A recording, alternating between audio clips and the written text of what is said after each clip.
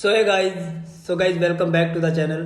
सो भाइयों यार, मेरी आप लोगों से हाथ जोड़ के विनती है कि अगर अभी तक किसी ने चैनल को सब्सक्राइब नहीं किया है तो प्लीज़ यार आप लोग चैनल को सब्सक्राइब कर लीजिए।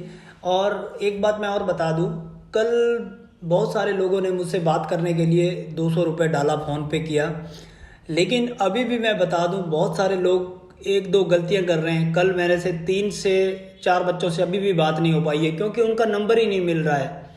और प्लीज़ यार आप लोगों से एक मेरी और रिक्वेस्ट है कि जो लोग तो फ़ोन पे, गूगल पे या पेटीएम से कर रहे हैं, उन लोगों को मैं बार बार बता चुका हूँ कि आपको 200 रुपये कैसे डालने हैं।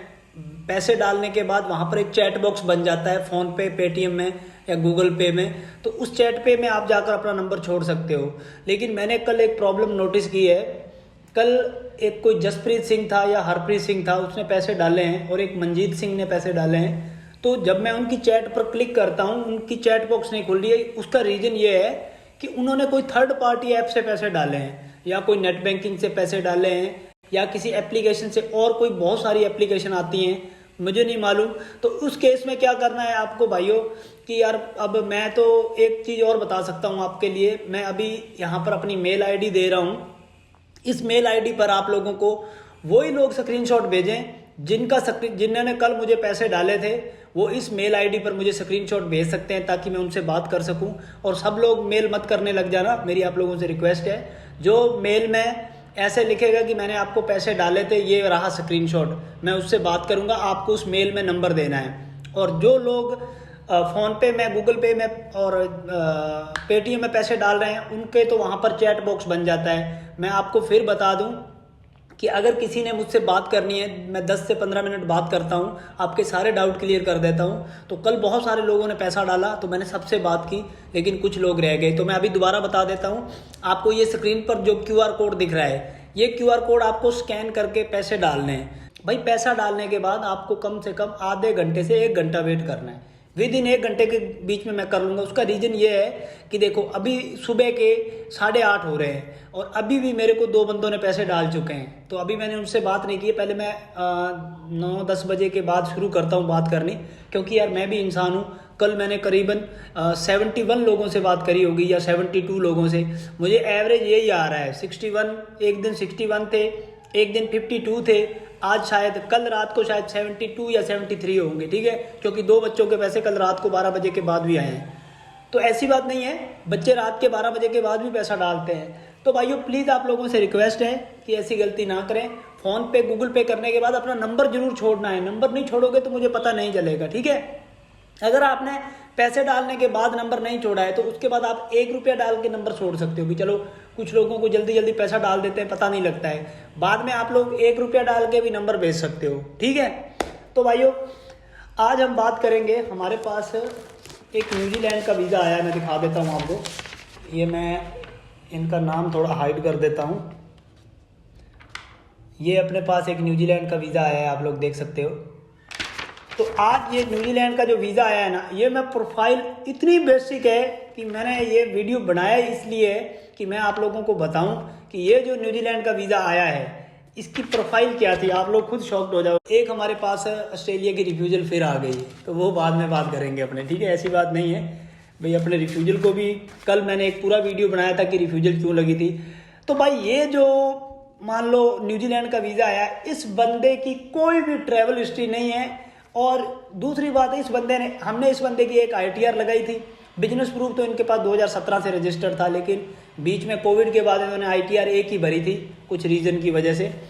और इनके पास मैं बता दूं, जो फंड थे वो 3.5 लाख रुपए मैंने ही बोला था इनको। इन्होंने बोला था कि फ़ंड की कोई प्रॉब्लम नहीं है, ये रख सकते हैं, क्योंकि इनके लंबे टाइम से इनके अकाउंट में 4.5 लाख रुपए पड़ा था। मैंने 1 लाख की FD करवा दी थी। ठीक है, उसके बाद इनकी कोई ट्रैवल हिस्ट्री नहीं थी। और इनका सबसे बड़ी बात है, 7 दिन में रिजल्ट आया है न्यूजीलैंड से। 7 दिन में न्यूजीलैंड ने इनको रिजल्ट दे दिया है। ठीक है, उसके बाद हमने इनकी एक FD लगाई थी, और इनके जो ज़मीन के कागज़ थे इनके पास, वो भी इन्होंने CA से जाके, हालांकि मैं एक फिर बता दूं, बहुत सारे लोग क्या करते हैं कि जो प्रॉपर्टी वैल्यूएशन है वो भी लगा देते हैं। अच्छी बात है, आप लोग लगा सकते हो, लेकिन प्रॉपर्टी वैल्यूएशन एक ऑप्शनल डॉक्यूमेंट है।